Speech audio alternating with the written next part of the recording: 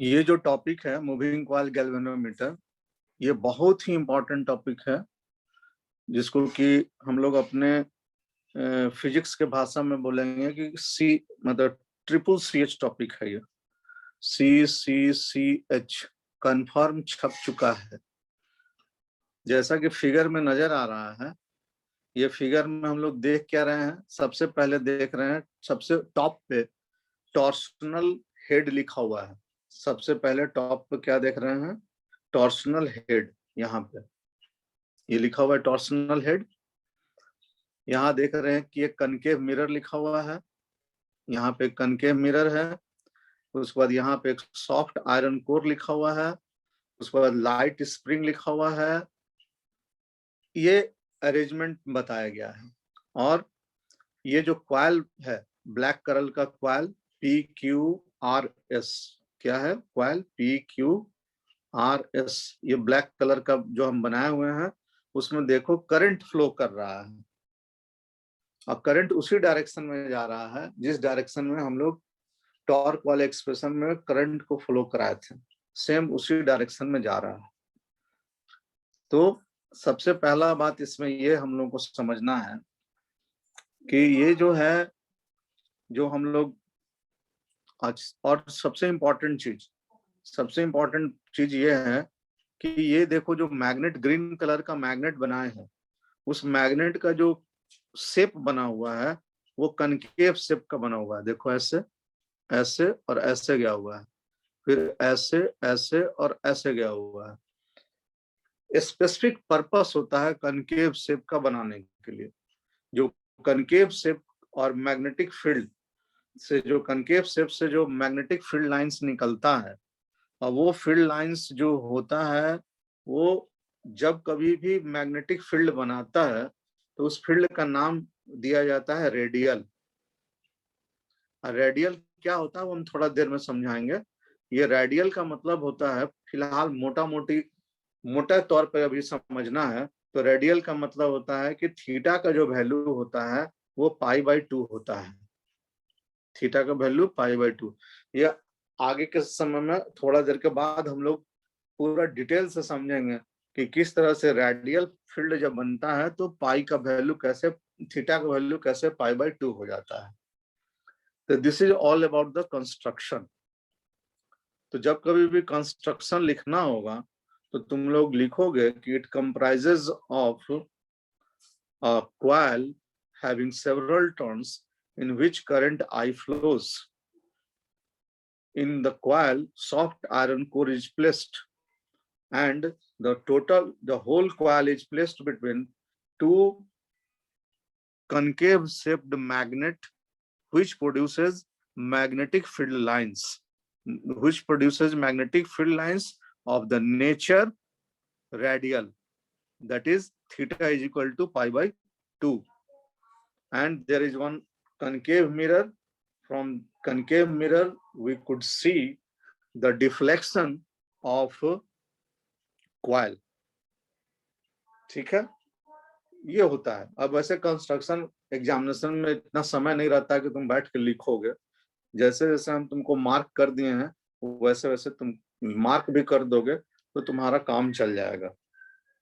ठीक है, even then हम बोल दिए हैं, तुम सुन भी लिए हो, और इसका वीडियो भी तुम लोग को भेज देंगे तो तुम लोग उसको देख भी लोगे लोग।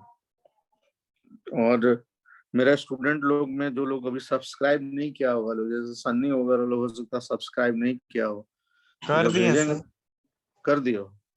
तो और लोग अपना दोस्त लोग को, जो भी है 2 लोग और पढ़ा है उन लोग को बोल दो कर लेने के लिए, ताकि बीच बीच में हमेशा वीडियो मिलते रहेगा।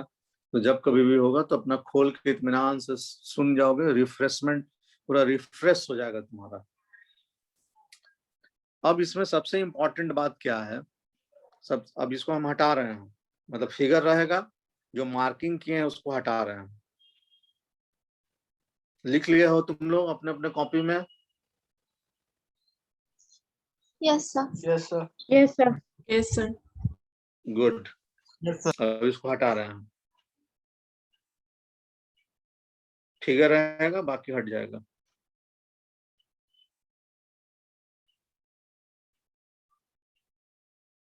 एकदम साफ सुथरा करके अब उसके आगे काम शुरू करेंगे हम।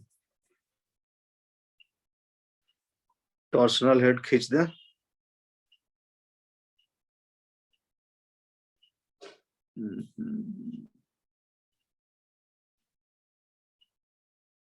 ये खींचा गया।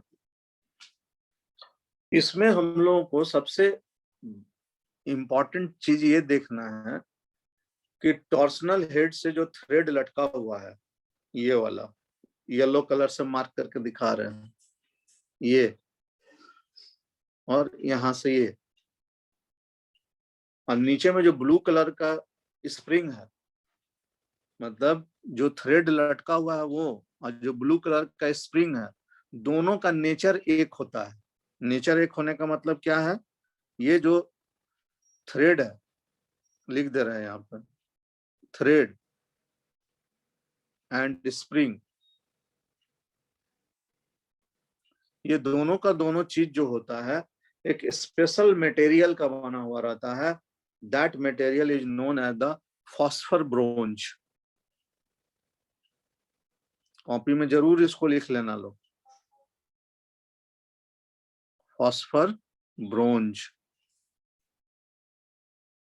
अलाय है, ये फॉस्फर ब्रोंज का बना हुआ होता है। क्यों फॉस्फर ब्रोंज का बना हुआ होता है, ये भी हम लोग थोड़ा देर में डिस्कस करेंगे कि क्यों क्वेश्चन आता है बोर्ड एग्जामिनेशन में कि फॉस्फरस ब्रोंज का बनने से क्या फायदा मिल सकता है मूविंग कॉइल गैल्वेनोमीटर में। तो अभी तुम लोग को समझाने के लिए भी हम समझा रहे हैं। फॉस्फर ब्रोंज में जो होता है, ये सी जो होता है, ये सी कपुल पर यूनिट ट्विस्ट, क्या होता है? सी का मतलब होता है कपुल पर यूनिट ट्विस्ट। तो ये जो कपुल पर यूनिट ट्विस्ट होता है, ये बहुत इसका स्मॉल होता है। क्या होता है? बहुत स्मॉल होता है। अब इसको साधारण बोलचाल की भाषा में समझेंगे, ऐसे तो फिजिक्स का भाषा हो गया, फिजिक्स के लैंग्वेज से पूरा क्लियर नहीं होता है। जैसे मान लिया जाए कि तुम्हारे पास में दो कपड़ा है, दो तरह का तौलिया है या दो तरह का कपड़ा है। एक कपड़ा टेरी कॉटन का है और दूसरा कपड़ा सूती कपड़ा है, कॉटन का है। और दोनों कपड़ा को तुम क्या किए, पानी में भिगो करके खूब ऐंठ ऐंठ करके और ले जाके धूप में सूखने के लिए दे दिए। एकदम ऐंठन वाली स्थिति में ही सूखने के लिए डाल दिए, फैलाए नहीं उसको, पूरा ऐसे गोल गोल मरोड़े और मरोड़ के ले जाके सूखने के लिए डाल दिए। जब वो सूख जाएगा तो उठाओगे तुम, तो कोई भी आदमी बताएगा कि जो सूती कपड़ा होगा सर, उसमें जो होगा ऐठन जो होगा वो ज्यादा होगा और टेरी कॉटन वाले में कम होगा। तो कपुल पर यूनिट ट्विस्ट उसी को बोलते हैं जिसमें ऐठन ज्यादा, जिसमें ऐठन कम हो। मतलब टेरी कॉटन में कम होगा तो हम कहेंगे कि couple per unit twist in terry cotton is less than couple per unit twist cotton. Visualisation आया दिमाग में? Yes sir. विजुअलाइज किए किसी का क्या मतलब होता है? हाँ कि ना? Yes sir. Yes sir. तो फॉस्फर ब्रोंज वायर में कपुल पर यूनिट ट्विस्ट बहुत कम होता है। उसके चलते क्या होता है कि कपुल पर यूनिट ट्विस्ट में, अब मेरा वीडियो तुम लोग देखते रहोगे, कपुल पर यूनिट ट्विस्ट में मान लिया जाए कि ये धागा ऐसे लटका हुआ है और यहाँ एक क्वाइल बंधा हुआ है। तो चूंकि कपुल पर यूनिट ट्विस्ट है तो क्वाइल जिस तरीके से बंद, इस धागा से इमेजिन करो, इस धागा से जो क्वाइल बंधा हुआ है, जिस पोजीशन में हम क्वाइल को रखेंगे उसी पोजीशन पर वो टिका हुआ रह जाएगा। अगर नॉर्मल एक थ्रेड लेकर के करते तो थ्रेड का कपुल पर यूनिट ट्विस्ट होता, और यहाँ मान लो कोई चीज बांध के लटकाते तो क्या होता, वो पहले ही ऐसे ऐसे डोलने लगता। तो जब वो अपने ही डोलने लगेगा तो फिर करंट का क्या जरूरत? हमको तो ये देखना है कि करंट पास होने से ये डोलता है कि नहीं डोलता है, घूमता है कि नहीं घूमता है। तब तो पता चलेगा कि हाँ ये गैल्वेनोमीटर बना। तो इसीलिए इस चीज को मिनिमाइज करने के लिए हम लोग क्या करते हैं कि एक स्पेशल मटेरियल का वायर लेते हैं। That material is known as the phosphor bronze wire. और उसी से स्प्रिंग भी उसी का बना हुआ रहता है। यहां तक क्लियर है? बात दिमाग में जा रहा है? Yes sir. बोलो जी। अनुभव किशोर क्लास में हो? ये सर यहीं पर है, समझ रहे। बीच बीच में गायब हो जाती हो तुम।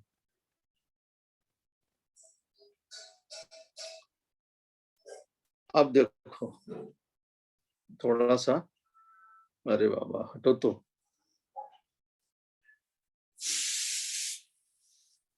तो ये सब तो हम बोल दिए और तुम सुन लिए, ठीक है। तो लेकिन एग्जामिनेशन में तो लिखना पड़ेगा। तो पहले इंट्रोडक्शन।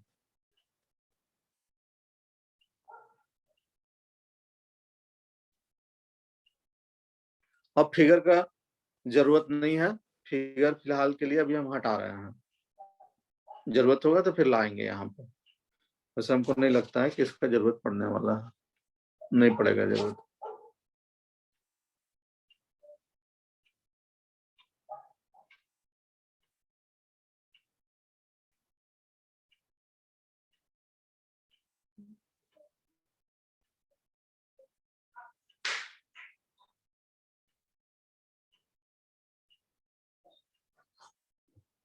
लिखेंगे it is an instrument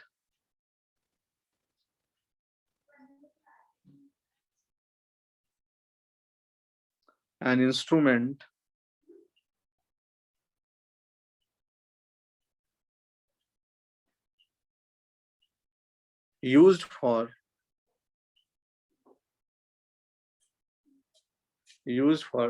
detection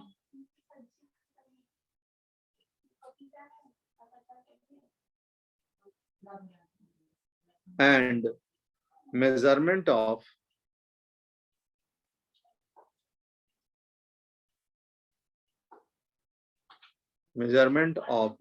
a small current.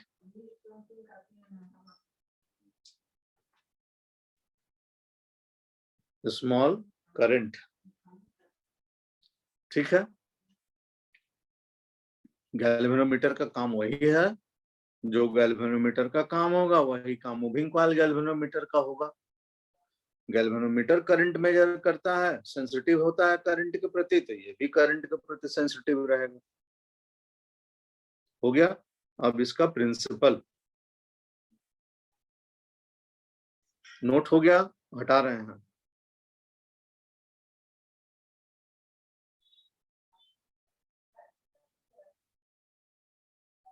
Principal, ये टॉर्क के प्रिंसिपल पर काम करता है, जो अभी हम लोग तुरंत पढ़े हैं। When a current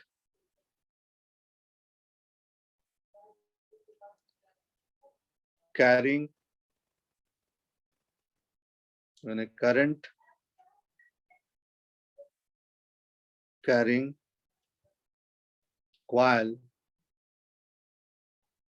is placed in magnetic field, मतलब capital B, comma, it experiences torque. It experiences torque. ठीक है। तो इंट्रोडक्शन हो गया, प्रिंसिपल हो गया। अब हम लोग थ्योरी करेंगे इसका। हटा दें इसको। Yes sir. थ्योरी में टॉर्क काम करेगा। क्या काम करेगा? टॉर्क काम करेगा। तो टॉर्क का नाम हम देंगे यहाँ पे डिफ्लेक्टिंग टॉर्क। थ्योरी लिखो, थ्योरी। पहले डिफ्लेक्टिंग टॉर्क,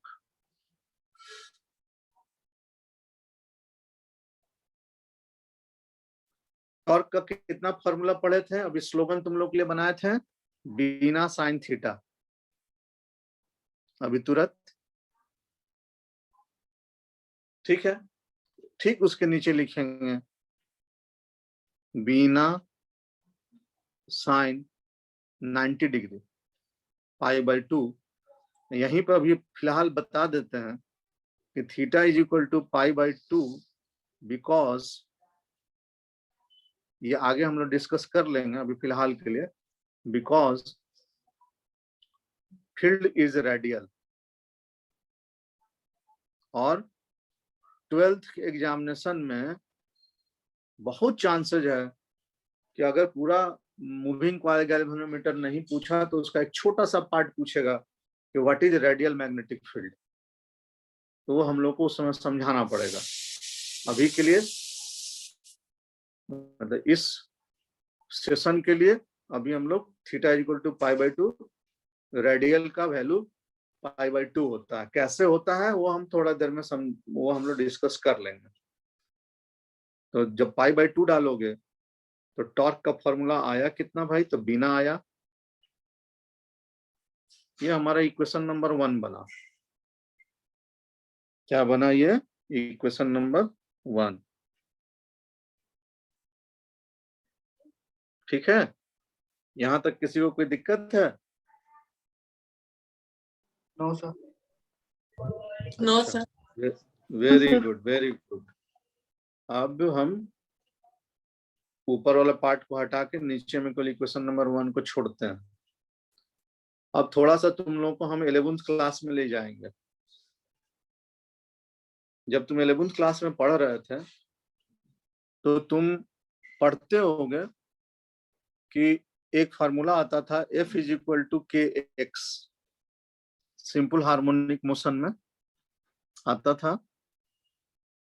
रेस्टोरिंग फोर्स होता था जो कि इसको मीन पोजीशन पर लेकर के आ जाता था। वहां पर पार्टिकल जो था वैसे ऐसे जा रहा था, तो ये मीन पोजीशन पर उसको वापस F खींच करके यहां से खींच करके यहाँ लेकर के आ जाता था। ये मान लो एक्सट्रीम पोजीशन ये था, यहाँ से खींच के यहाँ लेके आ जाता था मीन पोजीशन पर। लेकिन यहाँ पर तो एंगल बना रहा है, तो ये चीज जो है ये अब F के जगह पर ये टॉर्क हो जाएगा और K के जगह पर C हो जाएगा और X के जगह पर थीटा हो जाएगा। समझ गए बात को? और इसका नाम हम देंगे रेस्टोरिंग टॉर्क। क्या देंगे? Restoring torque.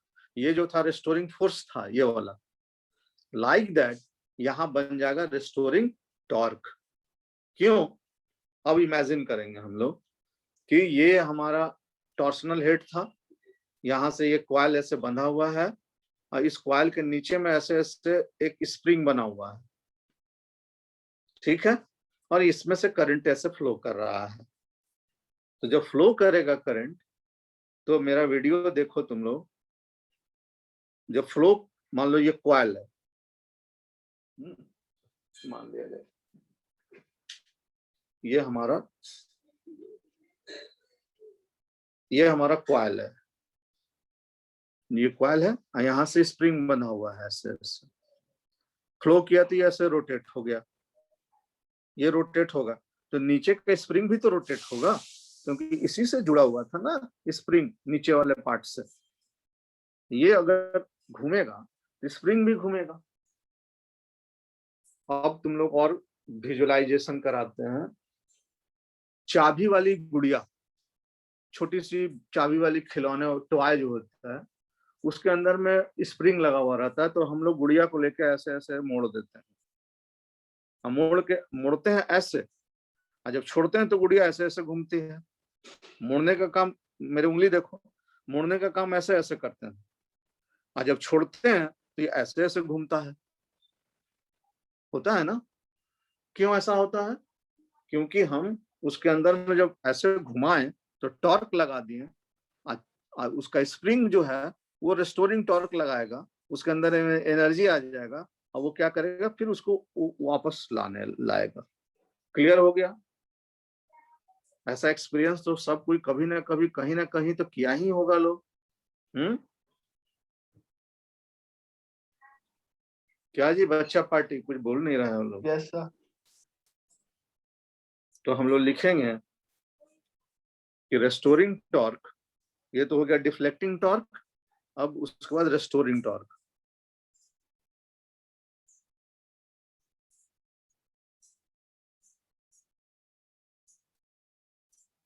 Tau dash is equal to C theta, equation number 2।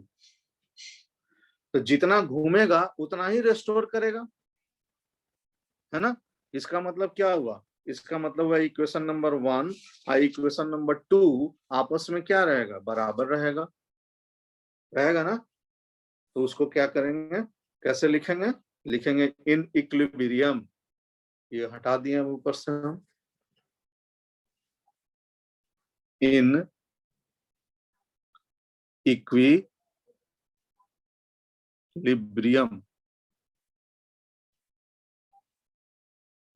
1 is equal to 2, 1 और 2 आपस में बराबर रहेगा। तो 1 क्या है? बीना है, और 2 क्या है? सी थीटा है। अब इसका जरूरत खत्म, नीचे का जरूरत खत्म, ठीक है? आई यहां रहने दिए, C theta by B N A, I को वहीं छोड़ दिए, C theta by B N A. अब यहां से क्या किए कि सी बी एन एन और ए को एक ब्रैकेट में डालें, यहाँ थीटा लिखें, C couple per unit twist, B magnetic field, N total number of turns, A area of the coil, सारा चीज कांस्टेंट है, सब मिलकर के एक नया कांस्टेंट देगा के थीटा। इसको बोलते हैं गैल्वेनोमीटर कांस्टेंट। के का नाम क्या है? Galvanometer constant. अगर के को हटाओगे तो आई डायरेक्टली प्रोपोर्शनेट थीटा, के को हटाओगे तो आई डायरेक्टली प्रोपोर्शनेट थीटा। और यही चीज हम अपने इंट्रोडक्शन में लिखे थे। अपने इंट्रोडक्शन में क्या लिखे हैं कि measurement of small current by deflection, है ना, डिफ्लेक्शन के द्वारा।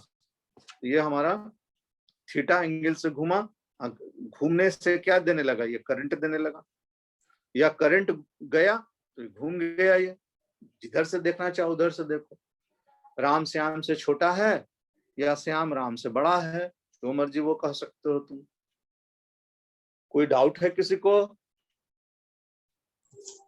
No sir. No sir. No sir.